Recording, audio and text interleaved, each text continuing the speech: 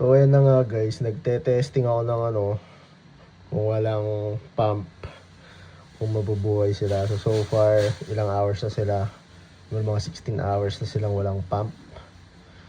And okay naman sila, although lumabo yung tubig. Medyo siguro mataas yung bacteria.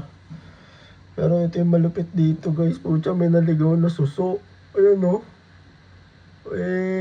May suso na. Ano kaya suso yan? Alam nyo ba kung ano suso yan? Kaya nyo ba yung ID? Ano nga? Ayan o.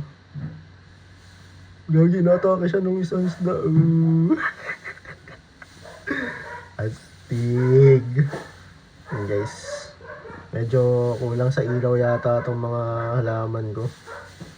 Na-recommend nga kayo dyan ng magandang ilaw. Tapos, kasi nakaano lang ako yung plastic na lalagyan lang, alam nyo yung nabibili sa mga supermarket.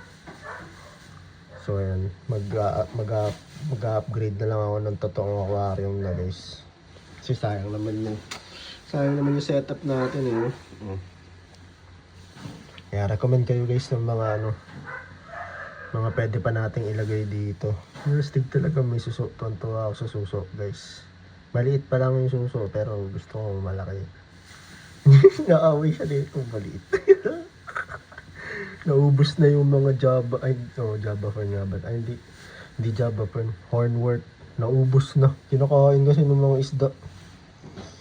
Yun. Recommend nga kayo ng mga floating plants na din. Sige na. Bye.